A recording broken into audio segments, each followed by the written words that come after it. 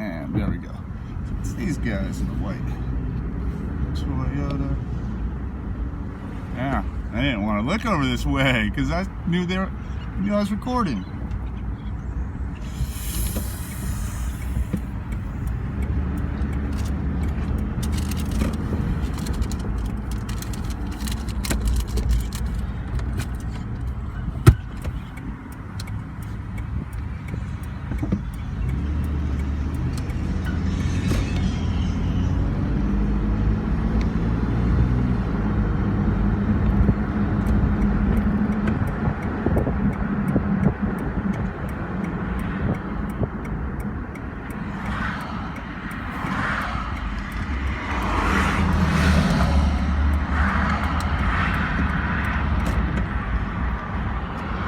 So there's no U-turn right there, so I gotta pull into this parking lot, make a U-turn in their driveway, and then turn right. I'm the only person that I have ever seen do this. Ever. Been here for 3 years. Been turning around in that parking lot for 3 years. Never once have I seen a person do that. You know, so this person honked at me. Yeah, see, this person honked at me, flipped me off. For what reason?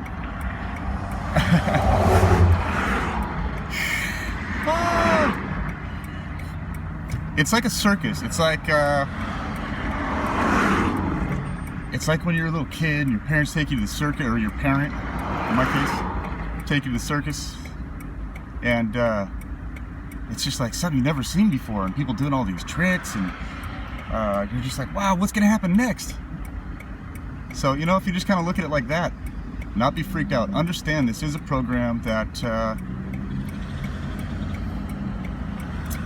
it is a negative program.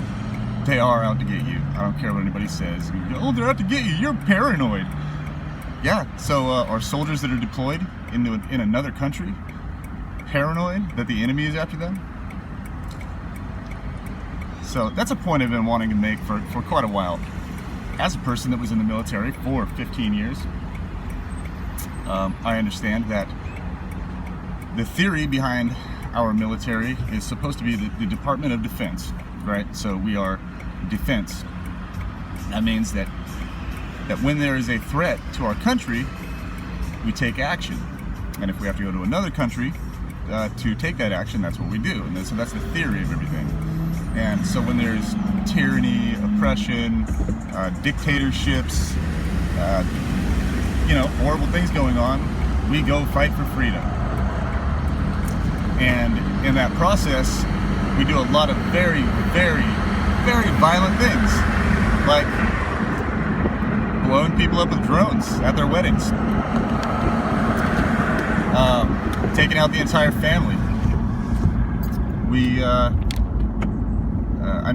Recently there's been news that 92 videotapes of torture have been erased that we were responsible for. In one case, a detainee refused to eat, so they froze the food and they sodomized him with it. They shoved it in his ass. That's just one example of some of the things that we do as a country. Now a lot of that they justify as, well, it's national security and we have to do this because, we have to go above and beyond and do all this horrible stuff because these are the bad guys. Okay, fair enough. Well, now here in the United States, we have a Stasi police organization that is causing tyranny and oppression, death, suicide, unnecessary mental institution incarceration in prison, mandated drug use of SSRI, psychotropic drugs that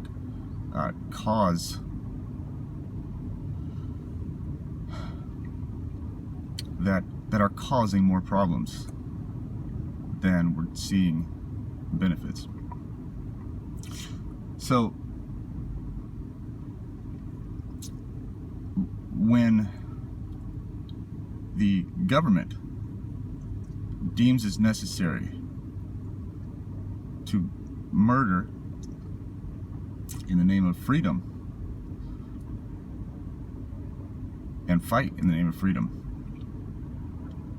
But when the American citizens who are living under the Constitution of the United States of America try to express their freedom, and they try to fight back and question about the oppression, tyranny, and this seemingly dictatorship that is managing all this, try to fight back, they're not regarded as heroes at the end of their battle.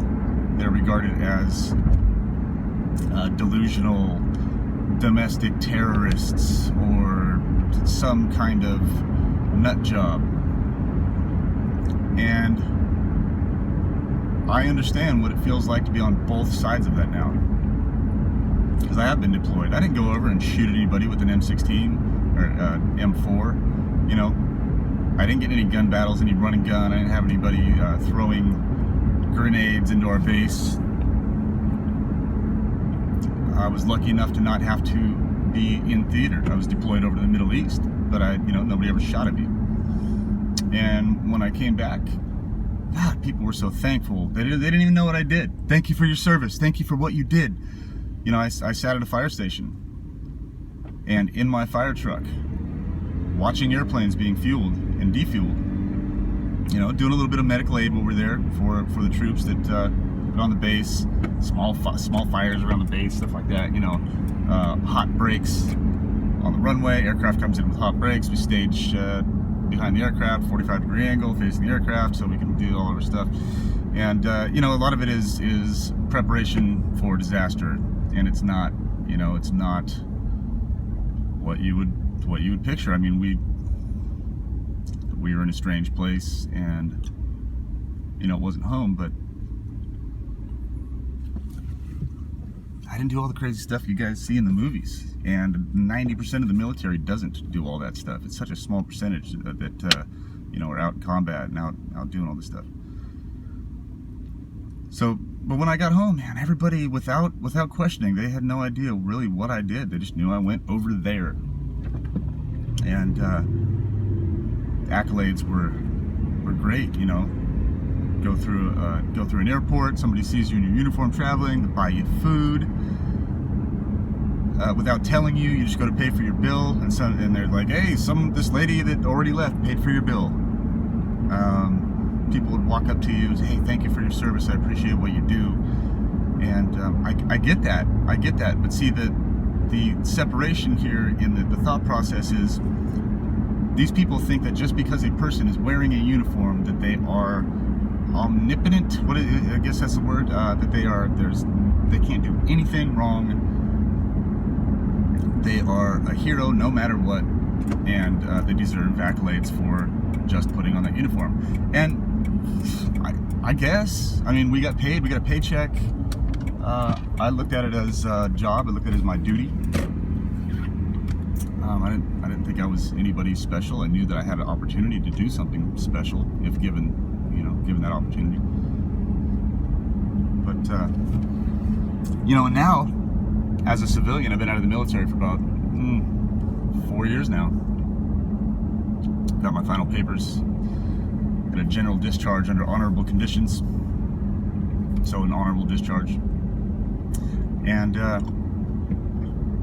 I'm actually putting more effort into fighting for the freedom of my country now than I ever did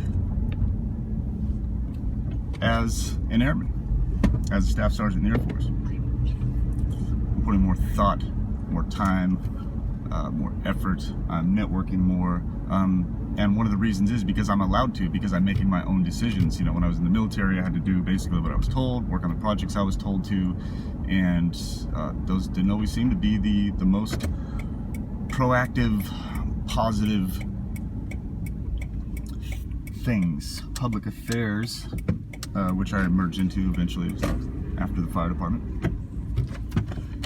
isn't about journalism. It's about putting out fires when we fuck up, basically.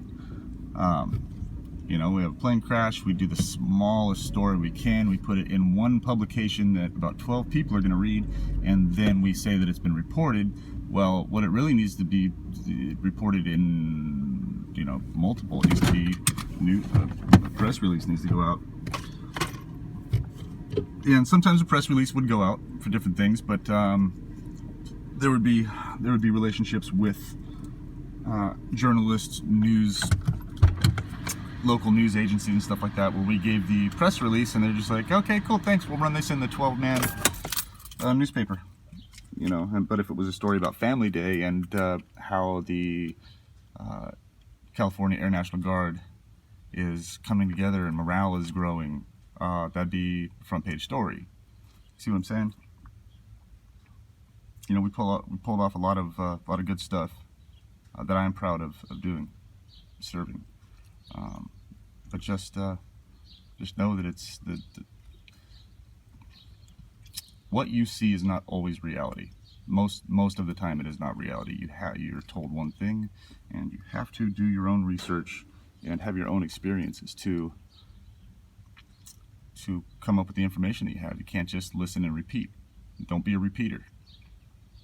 I've been guilty of that when I was younger. Hear something, repeat it without knowing, without really researching it and being 100% confident that I'm correct. And I've been wrong on some things. So that's helped me grow as a researcher, as a journalist, and just as a person in general. And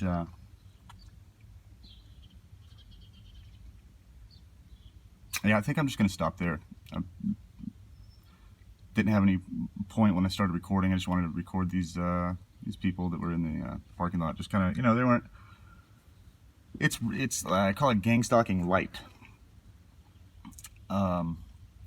It's not completely overt.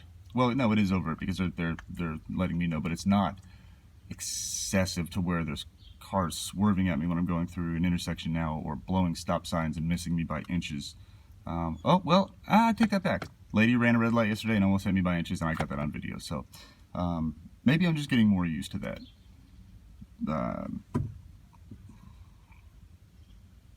Kind of like when somebody's in theater, when they're deployed into a hostile area, when they first get there, they're on high alert. They're high alert. The cortisol is up the whole time, and then they kind of work into that zone where they're just hyper focused on the mission and what they need to do to get home. Their adrenaline isn't going anymore. They are laser focused, and I think that's how targeted individuals need to be. Put yourself in that warrior mindset, minus harming anyone, if that makes any sense. If not, send me a message. I'll try to explain it better. I've got to get some work started. I'm doing everything I can to stay connected with people, still keep researching, still keep reading, and keep my business going and raise kids and live life, pay taxes, contribute to society. It's tough. Yeah, I know, Willis. Run out hours in the day. But I just thank God for my health currently. I mean, I haven't been feeling that great lately, but I can get out of bed and I can walk and talk, breathe, and function, live another day to fight this, or to navigate through. Sometimes you can't even fight, you just have to navigate through and do the best you can. So yeah, I'm gonna quit rambling. I hope everybody has a great day, and sorry I have to stare at my poster for like 5 minutes.